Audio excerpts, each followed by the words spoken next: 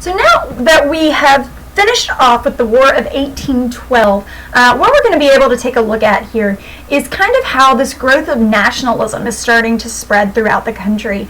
So nationalism, just to kind of give you a little bit of background on that. Nationalism is more than just patriotism, okay? Nationalism really comes from being a nation state for the first time, or being proud of your nation state, but really having this own unique culture. So in America's instance, being truly American, right? We're not British anymore. We're starting to form an American culture that's separate from European culture. We see ourselves as different. We've got a shared experience now with these two wars that we fought. And so as the federal government is starting to make some changes after the War of 1812, they really kind of help support this nationalist theory that's going on in the United States.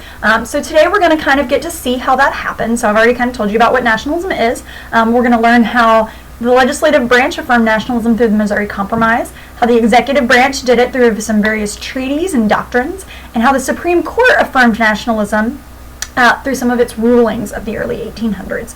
So that's kind of where we are now.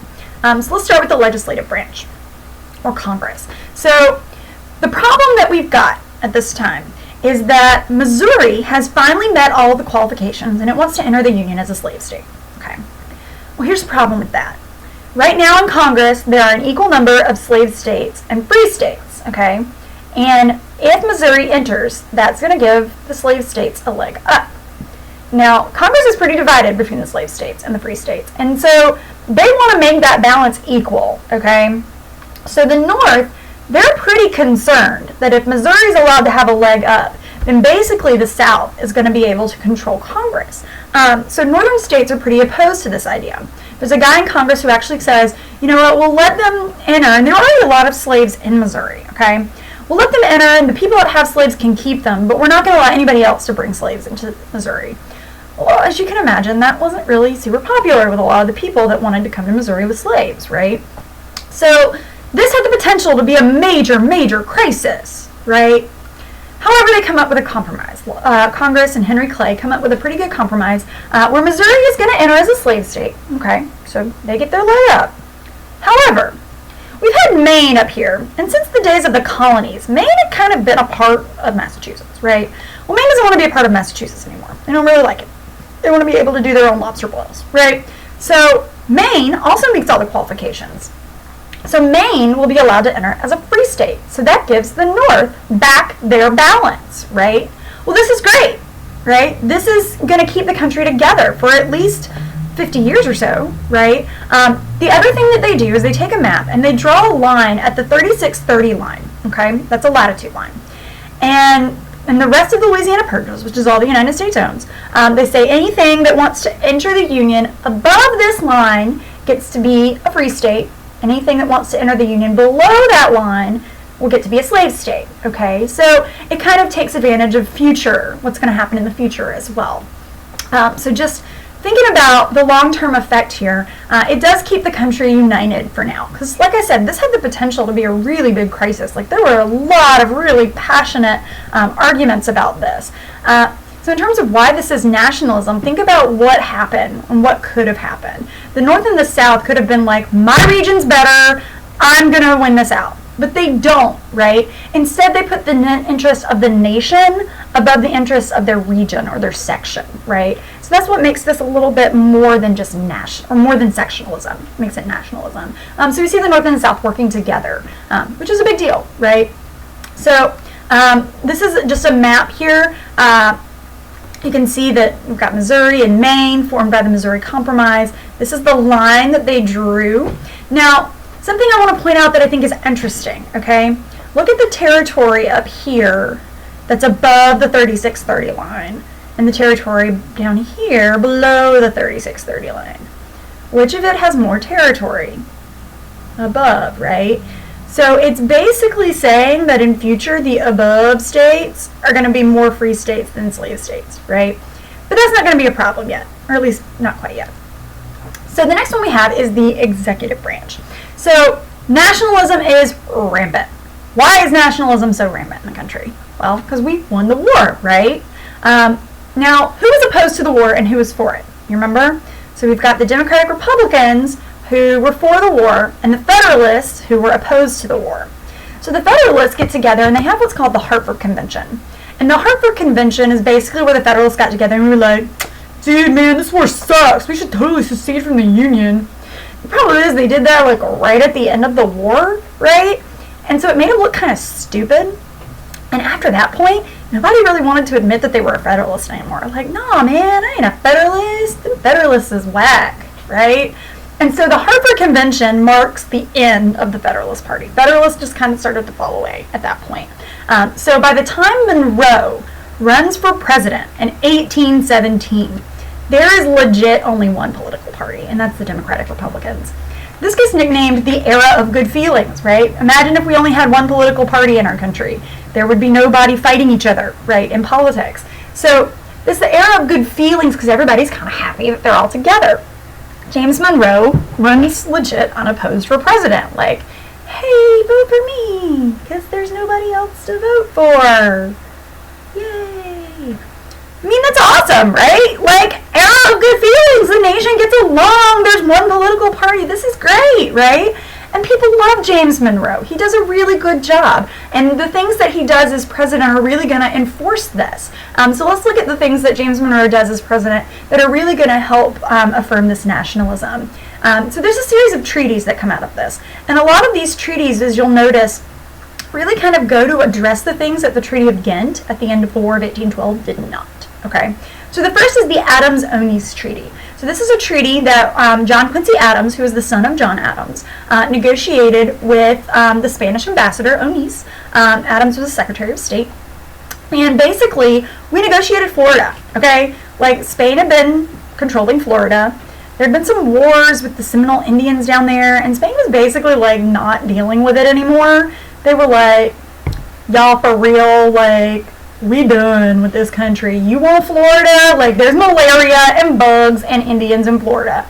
Take it. We don't want it, right? So Spain basically just hands over Florida. They don't want to keep up with it anymore. They're like, we done, we gone, right? So Spain gives us Florida, adds to our country, right? That's nationalism. Yay, our country's getting bigger. We got a whole other state. We didn't have to fight for it. We have to do anything about it. We signed a treaty and we're like, Florida y'all's.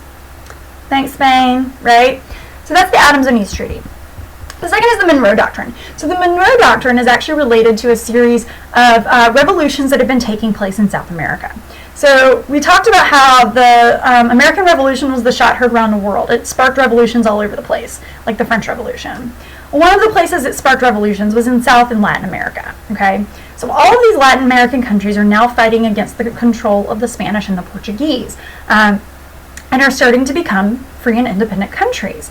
So Monroe really wants to emphasize that the American hemisphere, the Western hemisphere, really is kind of off limits to Europe now, right? Basically, the Monroe Doctrine says, stay out of our hemisphere, right?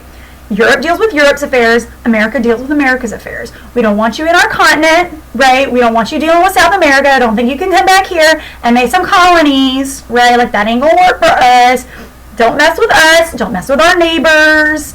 Like, Britain, you got Canada, that's fine. You keep Canada, they weird up there. We don't know why they still want to be part of you. But Latin America's free now, so hands off, right? That means you, okay? Britain, that means you Spain, that means you Portugal, France, that kind of means you too, right? Like, it's basically saying, you leave us alone and we'll leave you alone. We won't get involved in Europe's affairs if you won't get involved in America's affairs.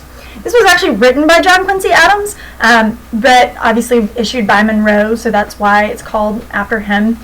This is a big deal, you know? We're saying, like, what's ours is ours. Like, stay out of it, right? So this is just a quote from the speech. Our policy in regard to Europe is not to interfere in the internal concerns of any of its powers. So we're not going to mess with Europe stuff. But in regard to those continents of the Western Hemisphere, ours, circumstances are eminently and conspicuously different.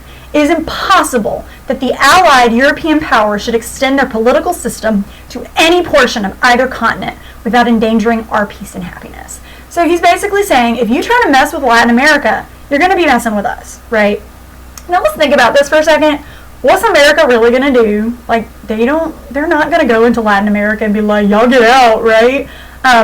But we did just beat Britain twice, so maybe we could. It's a little intimidating. They're not taking it super seriously, but they do stay out of it, right? So that's a big deal. The next thing that we have is the Rush-Bagot Treaty. So the Rush-Bagot Treaty is with Britain, all right? So remember War of 1812 up there in the Michigan, Great Lakes area? That's where we fought a lot of those battles, right? You see all those battles right there? Well, that was partly because Britain still had all their, boats on our land. Like, dude, get your ships off our land, right? I said ships. Get your ships off our land. So they're a little intimidated by us, and we're kind of proud of that. We beat them pretty good. Oliver Perry, yeah, good job, man. So we agreed we are not going to put any of our warships on the Great Lakes, right? Because if we did, that's right there by Canada. Britain actually felt kind of threatened by us, right? That's super cool. We have actually gotten to a point where Britain's taking us super seriously. Nationalism, yay! The next one is the Convention of 1818, also with Great Britain. So this deals with the border between the U.S. and Canada. This border up here had been kind of disputed. We had the Louisiana Purchase, so we wanted some of that, but Britain's not, that's Canada, you got to stay out. So we decided that we're going to set our border with Canada at the 49th parallel. If you've ever wondered why this weird line up here is so straight, it's kind of like this curved straight line, dips. It's because it's drawn along that parallel, right? So they basically just took a map and drew a straight line across it and that's yours, that's mine, right? So this just kind of is able to solve that problem that we have with Britain about where Canada ends and America begins. The last one we have is the dispute with the Oregon Territory. So this whole territory right here is Oregon. Now you'll notice we've got this line right here, this 1818 line. So we know that this up here is Canada and this down here is America. But there's this weird territory right here that we both want claim to, okay? So that territory is disputed. And we agree, for now, that we'll share it, okay? You keep your part of it, we'll keep our part of it, and we'll come back later and kind of deal with who gets to take it. Spoiler alert, it's us. We eventually get it. But this kind of just shows, again, that Britain is willing to work with us. They're willing to share with us in a place that they hadn't been willing to do before. So this is a big deal, okay? Lastly, we have the Judicial Branch. So when you think of the Judicial Branch, you should always think of the Supreme Court, right? Remember our Chief Justice, the best Chief Justice we've ever had, John Marshall. Remember where we are in terms of the Supreme Court. Past Marbury versus Madison, the court has given themselves this power of judicial review. What does that mean, right? What does the court have the power to do? Declare something constitutional, right? So that's kind of where we are. And as these disputes start to come up, the courts are really going to try and enforce this supremacy of the United States over the states in these cases. So that's what you need to remember. United States, bigger than the states, okay? That's the nationalism part of this. So the first one is Gibbons versus Ogden.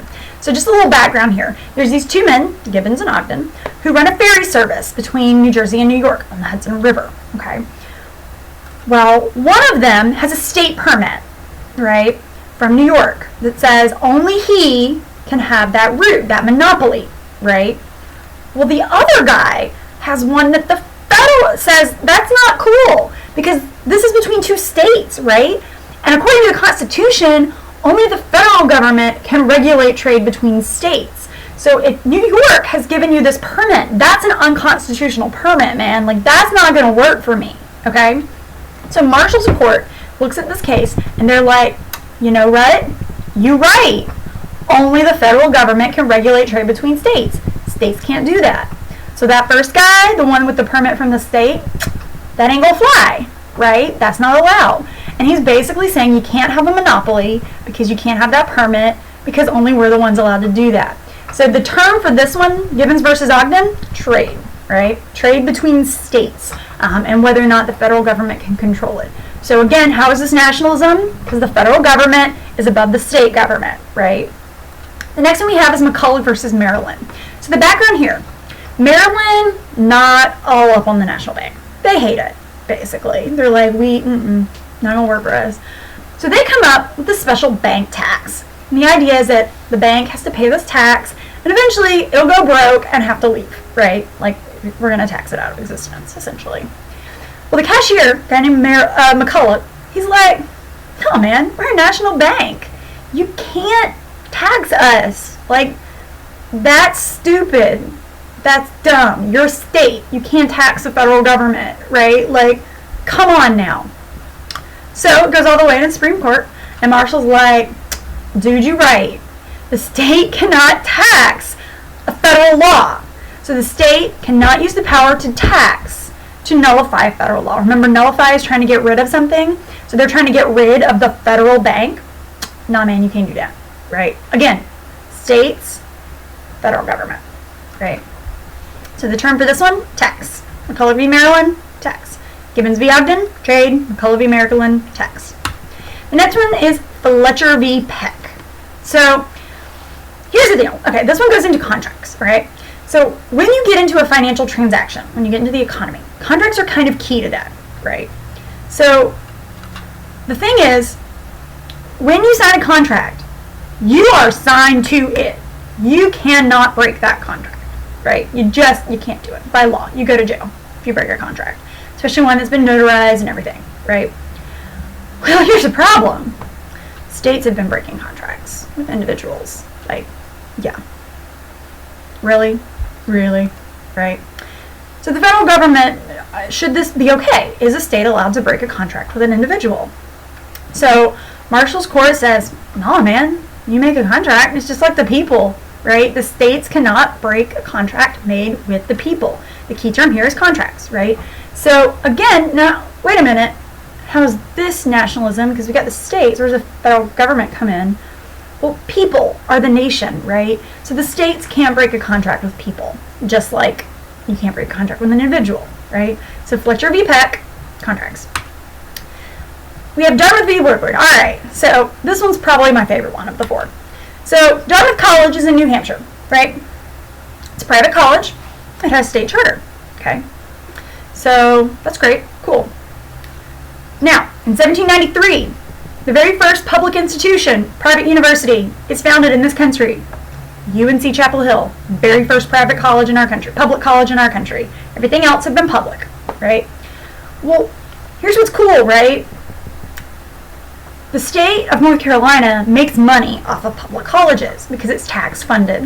When you pay taxes and when you go to the school, that money goes to the state. Well, that's super cool, right? So New Jersey's like, hey man, we want that money too. We want a public university. So we will make Dartmouth a public college instead of a private college. Because who does the money go to for a private college? The founders, right? The board of trustees. So New Jersey's like, nah man, we super jealous. We gonna make Dartmouth public. So we gonna get that money. We gonna make some green, right? Well, here's the deal. The board of trustees is like, dude, a charter is a contract. You can't say that we're allowed to be a private college and then take it back, right? That ain't gonna work. They just said that in Fletcher v. Peck, right? You can't break a contract. But Dartmouth's like, you're not an individual, so we can break the contract. It's just a charter, right? So Marshall comes in. Take a guess what Marshall says. Do you think Marshall is going to allow New Hampshire to break the contract with Dartmouth College? If you said no, you are right. States can't break contracts with corporations either, okay? So again, this is putting the people above the state, right? So this one's about colleges. That's the key term to remember from this one, okay? So these four court cases show the Supreme Court saying the state is not as powerful as the people or the federal government, okay? That's really what you need to get from this. So as we can see, nationalism, there's a lot of it. However, that's not the only problem. Everything seems good and great right off the top, but as we get really down into it and we start looking at it, we're going to find that maybe the era of good feelings is not as good as we thought, right? So we'll see that tomorrow. Right, Dad?